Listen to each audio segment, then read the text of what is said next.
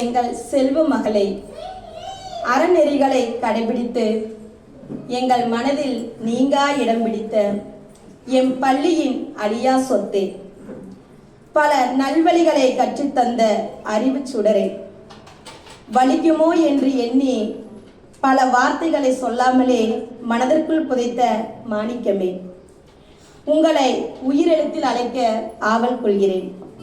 அம்மா, அக்கா. என் அன்பின் சுடரே, அமைதியின் சிகரமே, என்னை உன் கருவறையில் சுமந்ததில்லை, நாமும் ஒரு கருவறையில் பிறந்ததும் இல்லை. ஆனாலும் உன் அன்பில் குறை இருந்ததும் இல்லை. கவிதையின் இளவரசியே, உங்களுக்கு உயிர் எழுத்துக்களில் கவிதையை சமர்ப்பிக்கிறேன். ஆ என்ற எழுத்தில் அன்னையாக உணர்ந்தேன். ஆ என்ற எழுத்தில் ஆரவாரம் இல்லாதவராய் இருப்பதை கண்டேன். ஈ என்ற எழுத்தில் இன்முகமாய் இருப்பதை கண்டேன். ஈ என்ற எழுத்தில் ஈகையோடு இருப்பதை உணர்ந்தேன். ஊ என்ற எழுத்தில் உன்னதமான அன்பை உணர்ந்தேன்.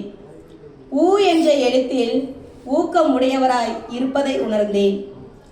ஏ என்ற எழுத்தில் எளிமையான தோற்றத்தை உணர்ந்தேன். ஏ என்ற எழுத்தில் ஏணியாக இருந்து பல குழந்தைகளை உயரத்தில் ஏற்றியதை உணர்ந்தேன். ஐ என்ற எழுத்தில் ஐயம் என்பதை அறவே மறந்ததை உணர்ந்தேன். ஓ என்ற எழுத்தில் ஒற்றுமையுடன் இருந்ததை உணர்ந்தேன். ஓ என்ற எழுத்தில் ஓங்கிய இலக்கு உடையவராய் இருந்ததை உணர்ந்தேன்.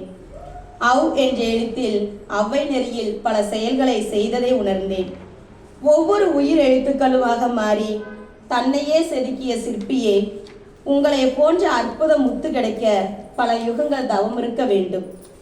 உங்களை போன்ற அதிசய பெண்ணை தேடி பிடிக்க எவராலும் இயலாது. அப்படியே கிடைத்தாலும் அது உங்களுக்கு நிகராகாது டீச்சர். வாழ்க.